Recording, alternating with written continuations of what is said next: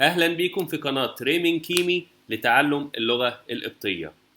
بالنسبة للغة القبطية عندنا 32 حرف. هنبدأ بالحروف.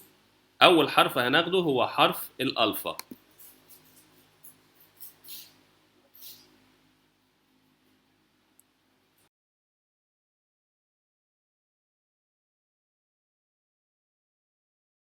حرف الألفا أدي الشكل النشتي الكبير، وادي الشكل الكوجي الصغير.